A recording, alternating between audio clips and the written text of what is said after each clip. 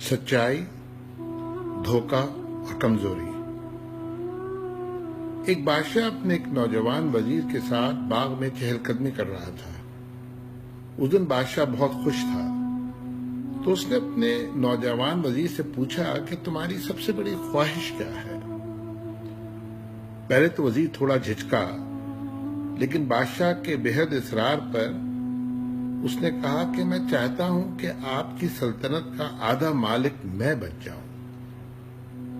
بادشاہ نے سننا تھا، ایک زور کا قہقہ لگایا اور کہا، گھبراؤ نہیں، تمہاری میں ایک خواہش بھی پوری کیے دیتا ہوں۔ اس نے اپنے وزیر کو بلایا اور 2 احکامات لکھوائے۔ بادشاہ کے پہلے حکم کے مطابق اپنی آدھی سلطنت اس نے نوجوان وزیر کے نام لکھوا دی، اور دوسرے حکم کے تحت وزیر کے سر قلم کرنے کا احکام جاری کر دیا۔ پھر بادشاہ نے وزیر کی آنکھوں میں آنکھیں ڈال کر دیکھا اور کہا کہ تمہارے پاس اب 30 دن باقی ہیں، اس میں تم مجھے 3 سوالات کے جواب دو گے۔ اگر تمہارے جوابات درست ہوئے تو آدھی سلطنت تمہاری، ورنہ تمہاری گردن ہماری۔ وزیر ایک دم حواس باختہ ہو گیا۔ ابھی وہ اس پریشانی کے عالم میں تھا کہ بادشاہ نے اس کو جھنجھوڑا اور وہ 3 سوال لکھوائے۔ پہلا سوال یہ تھا کہ انسان کی زندگی کی سب سے بڑی سچائی کیا ہے؟ دوسرا سوال یہ تھا کہ انسان کی زندگی کا سب سے بڑا دھوکہ کیا ہے؟ اور آخری سوال یہ تھا کہ انسان کی زندگی کی سب سے بڑی کمزوری کیا ہے؟ پھر بادشاہ نے اس کے بعد نقارے پر چوٹ لگائی اور آواز بلند فرمایا کہ اب تمہارا وقت شروع ہو گیا ہے، اب تمہارے پاس 30 دن ہے ان سوالات کے جوابات حاصل کرنے کے لیے۔ وزیر پریشانی کے عالم میں نکل پڑا، سوالات کے جوابات تلاش کرتا رہا۔ اس طرح 29 دن ہو گئے، پورے ملک میں مارا پھرتا رہا، لیکن ایک بھی سوال کا صحیح جواب اس کو نہ مل سکا۔ وہ تھک گیا تھا، موت اس کے سامنے نظر آ رہی تھی۔ اس پریشانی کے عالم میں وہ شہر سے باہر نکل گیا تو دور جنگل میں اس کو ایک جھونپڑی نظر آئی۔ پیاس اور بھوک کی شدت غالب ہو چکی تھی۔ وہ کچھ کھانے کے بہانے اس جھونپڑی کے اندر داخل ہوا تو دیکھا ایک فقیر منش بوڑھا پانی سے سوکھی روٹیاں توڑ کر کھا رہا ہے، اور اس کا ایک کتا ایک پیالے سے دودھ پی رہا تھا۔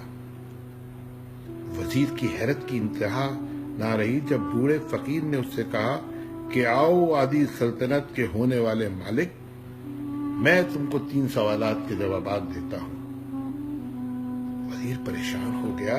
اس نے حیرت سے بوڑھے سے پوچھا کہ اس کو کیسے اندازہ ہوا کہ میں کون ہوں؟ فقیر نے روٹی کے سوکھے ٹکڑے ایک طرف رکھے اور اپنا بوریا اٹھایا تو اس کے نیچے شاہی خلعت بچھی ہوئی تھی۔ یہ وہ لباس ہوتا ہے جو بادشاہ عموماً اپنے قریب ترین وزراء کو دیتے ہیں۔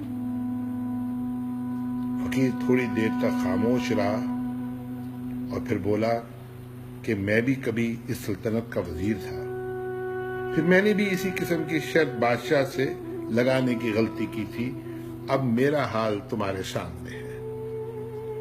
وزیر پریشان ہو گیا، فقیر سے پوچھنے لگا، کیا آپ کو ان سوالات کے جوابات نہیں ملے تھے؟ بوڑھا زور سے ہنسا، تھوڑی دیر تک ہنستا رہا اور اسے گھورتا رہا، اور پھر کہنا شروع کیا، میاں جواب تو مجھ کو مل گئے تھے، اور آدھی سلطنت کا پروانہ بھی، لیکن وہ پروانہ میں نے دریا برد کیا اور یہاں ایک جھوپڑی میں آ کر بیٹھ گیا۔ اب میں اور میرا کتا بڑی اطمینان کی زندگی گزار رہے ہیں۔ وزیر اس بوڑھے کو حیرت سے دیکھتا رہا اور گھورتا رہا۔ اتنے میں وہ بوڑھا اس کے قریب آیا اور کہا کہ میں تم کو تمہارے سوالات کے جوابات دیتا ہوں۔ دنیا کی سب سے بڑی سچائی موت ہے، اور دنیا کا سب سے بڑا دھوکہ زندگی۔